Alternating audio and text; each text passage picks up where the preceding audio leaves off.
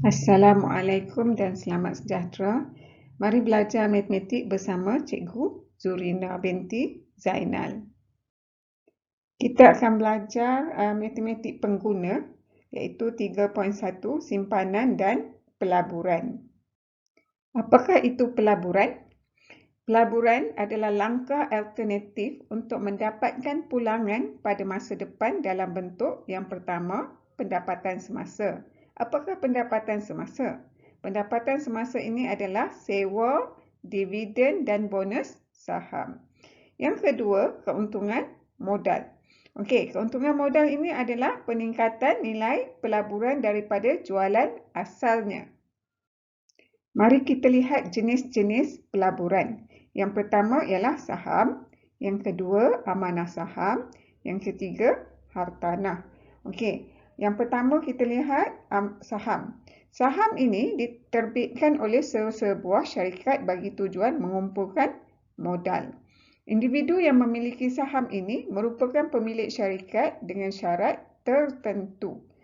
Bentuk pulangan pelaburan bagi saham ialah dividen dan keuntungan modal. Yang kedua, amanah saham. Amanah saham ialah syarikat unit amanah yang diuruskan oleh pengurus profesional yang bertauliah dalam bidang pelaburan akan mengumpulkan wang daripada para pelabur. Wang ini dilaburkan dalam pelbagai syarikat yang berpotensi untuk mendapatkan pulangan yang menguntungkan. Bentuk pulangan pelaburan untuk amanah saham ialah dividen. Yang kedua, share bonus dan yang ketiga, keuntungan modal. Untuk yang ketiga iaitu hartanah. Hartanah ialah pelaburan atas aset tidak alih seperti kedai tanah dan rumah kediaman. Okey, untuk faktor yang mempertimbangkan bagi pelaburan hartanah ini ialah keadaan ekonomi, keupayaan menjana sewa. Yang ketiga, prospek hartanah pada masa akan datang. Yang keempat, lokasi. Bentuk pulangan pelaburan bagi hartanah ialah sewa dan keuntungan modal. Mari kita lihat faedah simpanan. Apakah itu faedah simpanan? Faedah simpanan ialah ganjaran yang dibayar oleh institusi keuangan ataupun bank kepada penyimpan. Faedah simpanan terbahagi kepada dua, iaitu faedah mudah dan faedah compound. Apakah itu faedah mudah? Faedah mudah ialah suatu kadar tertentu ke atas jumlah wang simpanan, prinsipal untuk suatu tempoh masa tahun yang tertentu. Manakala faedah compound pula ialah faedah yang diterima daripada wang simpanan dan faedah yang terkumpul. Bagaimana untuk mengira faedah compound? Okey, faedah compound dihitung berdasarkan prinsipal asal perlu ditambah dengan faedah terkumpul. Faedah terkumpul ini adalah daripada tempoh penyimpanan yang sebelumnya mengikut kekerapan kompaunan tertentu. Contohnya, 2 tahun sekali dan sebagainya. Untuk faedah mudah, formulanya adalah I sama dengan PRT. Dan untuk faedah compound, formulanya adalah MV sama dengan P dalam bracket 1 tambah R per N kuasa N darab T. Apakah I? I ialah faedah atau interest. R, kadar faedah tahunan atau yearly interest rate. P, for principal. T, tempoh dalam tahun, iaitu terms in years. MV ialah nilai matang atau matured value. N ialah bilangan kali faedah di compound dalam setahun. Number of times the interest is compounded per year. Mari kita padankan soalan ini. Kita lihat istilah kewangan yang terdapat dalam soalan ini ialah prinsipal, faedah, pelaburan dan saham. Apakah itu prinsipal? Okey, prinsipal ialah jumlah asal wang yang dipinjam atau dilaburkan.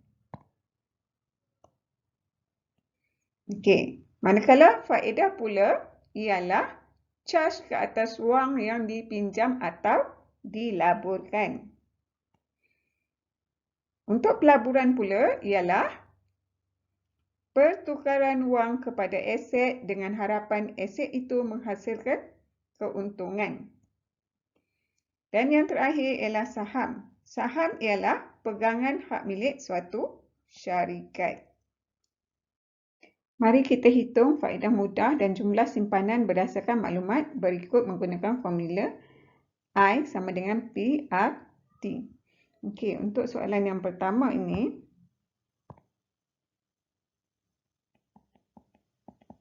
okey, 4,000 daripada kolom yang pertama tu iaitu principal didarab dengan 2/100, kolom yang kedua didarab dengan 3 bulan per dengan 12 bulan untuk setahun. Kita akan dapat jumlahnya adalah RM20. Jadi untuk jumlah simpanan 4,000 perlu ditambah dengan RM20.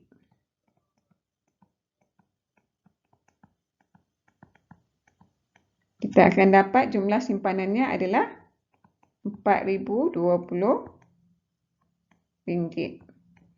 Okey, begitu juga dengan B. Okey, untuk B, interest. Okey, 7,000 didarab dengan 2,5 ataupun 2,5/100 darab dengan 2 tahun ya. Okey, jadi kita akan dapat 350. Okey, untuk jumlah simpanan, jadi 7,000 akan ditambahlah dengan 350. Jadi hasilnya kita dapat 7,350. Okey, untuk yang ketiga tu adalah I sama dengan 2,000 didarab dengan 1,5/100 didarab dengan 6 bulan per 12 bulan untuk setahun ya. So kita akan dapat nilainya adalah RM15. Okey, kita tambahlah 2,000 dengan 15 tu untuk jumlah simpanan.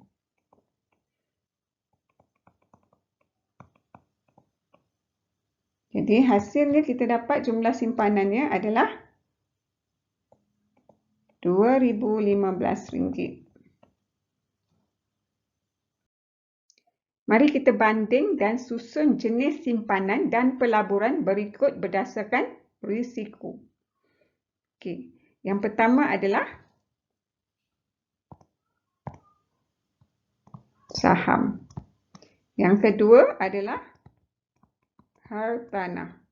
Dan yang ketiga adalah akaun simpanan. Hitung nilai matang bagi simpanan RM10,000 untuk 3 tahun dengan kadar faedah tahunan 3.1% dikompaun setiap suku tahun. Untuk mengira nilai matang atau matured value, kita perlu menggunakan formula MV sama dengan P1 tambah R per N kuasa N darab T. Okey, prinsipalnya adalah 10,000 daripada soalan. Okey, 1 tambah R-nya iaitu kadar faedah tahunan 3.1%. Kita tukarkan siap-siap. So dia jadi 0.031 per dengan N. N tu ialah bilangan kali faedah di compound setahun. Jadi dia sebut di sini ialah suku tahun kan. Suku tahun ni ialah 4 ya. Okey, jadi N-nya adalah 4 darab T. T-nya adalah 3, iaitu tempoh dalam tahun. Iaitu 3 tahun. So, kita kira lah. So, kita akan dapat jawapan RM 10,97,068. 10.970.68 sen. Hitung nilai matang bagi simpanan RM5,000 untuk 6 tahun dengan kadar faedah 3% setahun di kompaun setiap tahun. Okey, sama juga kita perlu menggunakan formula, iaitu formula MV sama dengan P1 tambah R per N kuasa N darab T. Prinsipalnya adalah 5,000. 1 tambah R-nya ialah kadar faedah 3% setahun. 3% tu kita tukarkan siap-siap jadi 0.03 per dengan N-nya. N-nya adalah sebab dia kata setiap tahun, jadi 1 lah. Kuasa, okey, 1 darab T-nya adalah 6. Okey, sini. So, kita selesaikan RM 5,970.26 sen. Puan Tan membuat simpanan sebanyak RM20,000 dalam satu akaun simpanan tetap dengan kadar faedah 3.3% setahun di kompaun setiap bulan. Hitung nilai matang dalam akaun itu selepas 10 tahun. Okey, kita perlu menggunakan formula nilai matang iaitu matured value MV sama dengan P1 tambah R per N kuasa NT. Okey. Nilai prinsipalnya ada dah 20,000.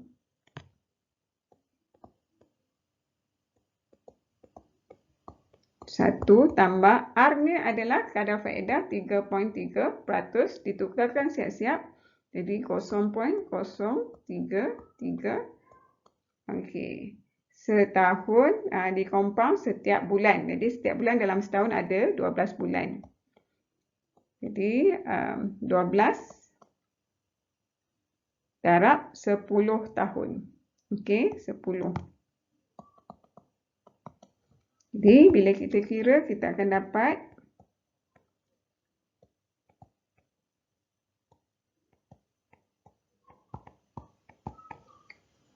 27,806 ringgit 77 sen. Encik Siva menyimpan bonus sebanyak 14,000 dalam akaun simpanan tetap dengan kadar faedah 3.2% setahun di kompaun setiap setengah tahun. Hitung jumlah simpanan dalam akaun itu selepas 5 tahun. Jadi semasa membaca anda perlu highlight maklumat penting di sini ialah prinsipalnya adalah 14,000. Kadar faedahnya adalah 3.2%. Kemudian di kompaun setiap setengah tahun. Kemudian hitung jumlah simpanan itu selepas 5 tahun. Okey. Di sini kita menggunakan formula matured value MV 1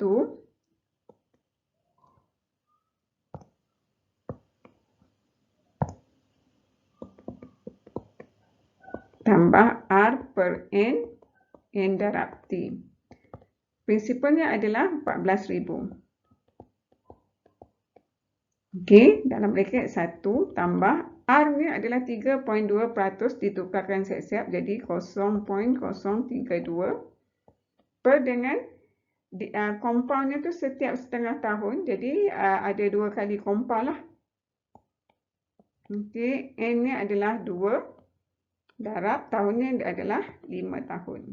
Jadi kita kira dapat RM 16,408 36 sen. Jadual di bawah menunjukkan pembelian unit saham oleh Encik Zaid. Jadi kita perlu mengira hitung kos peratus unit saham berdasarkan jadual pembelian yang diberikan untuk 3 bulan berturut. Jadi di sini untuk mengira jumlah pelaburan, kita perlu mendaratkan 4,000 dengan 0.85 ditambah dengan 3,000 darab 0.88 untuk harga seunit ditambah dengan 5,000 darab 0.80.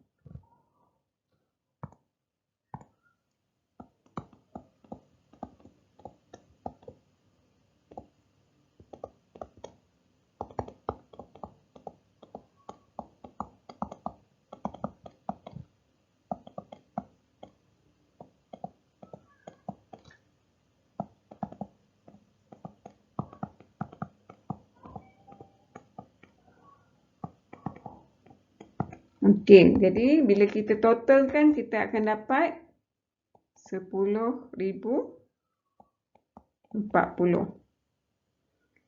Okey, itu untuk jumlah pelaburan. Okey, di sini kita perlu juga mengira bilangan unit saham.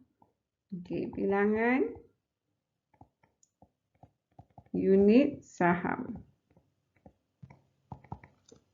Okey, 4,000 tambah 3,000 tambah 5,000. Jadi kita akan dapat nilainya adalah 12,000. Okey, untuk mengira kos purata seunit saham,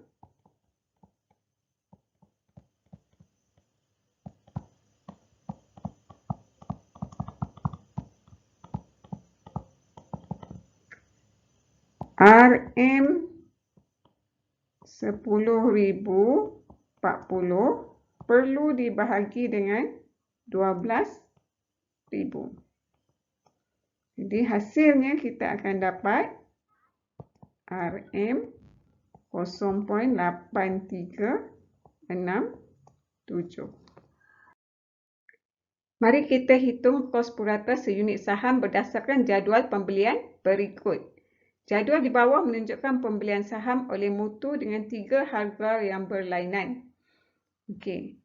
Jadi apabila kita nak mengira jumlah pelaburan, kita perlu mendarabkan 3,000 dengan 1.41 ditambah dengan 5,000 didarab dengan 1.40 tambah 6,000 didarab dengan 1.36.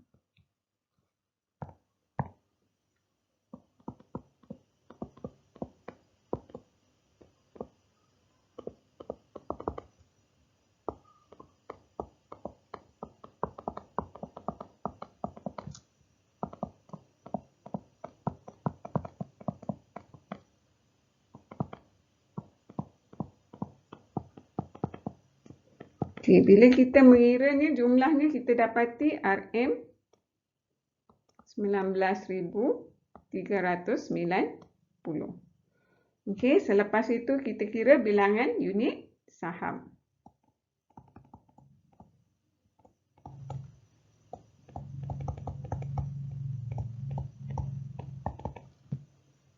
RM3,000 tambah RM5,000 tambah RM6,000. Jadi kita dapat hasilnya ialah RM14,000.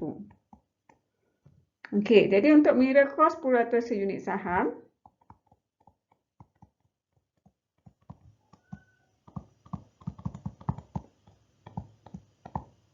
sama dengan RM 19,390 dibahagikan dengan 14,000, iaitu bilangan unit saham. Jumlah pelaburan perlu dibahagikan dengan bilangan unit saham. Jadi hasilnya kita boleh dapat sebanyak RM 1.385. Encik Falah menyimpan sebanyak RM6,000 di bank Yakin dengan kadar faedah mudah dan tempoh masa seperti berikut. A. 4% setahun selama 1 tahun. B. 5% setahun selama 1 tahun. C. 4% setahun selama 2 tahun. D. 5% setahun selama 2 tahun. Jadi untuk mengira jumlah simpanan pada akhir tempoh simpanan ialah kadar faedah sebanyak 4% dalam tempoh 1 tahun. Jumlah faedahnya kita menggunakan formula I sama dengan PRT, di mana RM 6,000 didarabkan dengan 0.04 darab 1 tahun dan kita dapat RM240. Jadi jumlah simpanan iaitu sebanyak RM6,000 ditambah dengan 240. Jadi kita dapat jumlah simpanan pada akhir tempoh simpanan untuk 4% adalah 6,240. Untuk 5% selama 1 tahun, kita pengiraannya adalah I sama dengan PRT, iaitu P dia, prinsipalnya adalah RM6,000 didarabkan dengan kadar faedahnya iaitu 0.05, di mana 5% ini kita telah tukarkan kepada 0.05 didarab dengan tempoh 1 tahun. Jadi kita dapat RM300. Jadi simpanan asalnya RM6,000 ditambah dengan 300 dapatlah RM6,300. Okey, untuk yang C itu 4% selama 2 tahun. Jadi pengiraannya menggunakan formula I sama dengan PRT. Jadi RM6,000 prinsipalnya didarabkan dengan R iaitu kadar faedahnya 4% ditukarkan kepada 0.04 darab 2. Jadi bila kita kira kita dapat RM480. Jadi 6,000 ditambah dengan 480 kita dapatlah jumlah simpanan pada akhir tempoh simpanan sebanyak RM6,480. Untuk D pula 5% setahun selama 2 tahun. Okey, jadi menggunakan formula I sama dengan PRT di mana prinsipalnya adalah 6,000 didarabkan 5% 0.05 darab 2, jadi kita dapat RM6,000. So RM600. So RM6,000 ditambah dengan RM600 kita dapat 6,600. Berdasarkan contoh 1, apakah jumlah simpanan Encik Falah selepas beliau menyimpan selama 1 tahun berbanding 2 tahun jika kadar faedah yang diberikan ialah 4% setahun? Jadi kita perlu mengira beza jumlah simpanan, iaitu sebanyak RM6,480 ditolak dengan RM6,240 sama dengan RM240. Untuk kadar faedah yang diberikan ialah 4% setahun. Okey, untuk yang kedua, beza jumlah simpanan Encik Falah selepas beliau menyimpan selama 1 tahun berbanding 2 tahun jika kadar faedah yang diberikan ialah 5% setahun. Beza jumlah simpanan iaitu RM6,600 ditolak dengan 6,300 kita dapati RM300. Jadi di sini kita dapati kesan terhadap faedah mudah akibat perubahan tempoh simpanan iaitu semakin lama tempoh simpanan, semakin tinggi jumlah faedah yang diperolehi. Mari kita tengok kesan jika kadar faedah yang diberi berbeza bagi prinsipal yang sama. Apakah beza jumlah simpanan Encik Falah selepas beliau menyimpan selama yang pertama 1 tahun jika kadar faedah yang diberikan ialah 4% setahun berbanding 5% setahun? Jadi untuk menjawab soalan itu kita perlu mencari beza jumlah simpanan iaitu RM6,300 ditolak dengan RM6,240 dan bezanya kita dapati RM60. Dan yang kedua, 2 tahun jika kadar faedah yang diberikan ialah 4% setahun berbanding 5% setahun. Jadi di sini kita perlu mencari beza jumlah simpanan iaitu RM6,600 tolak 6,480. Jadi bezanya adalah sebanyak RM120. Jadi di sini kita dapat simpulkan apabila kadar faedah bertambah, maka jumlah akhir simpanan akan bertambah. Sekian, terima kasih. Kita jumpa lagi pada siri yang akan datang.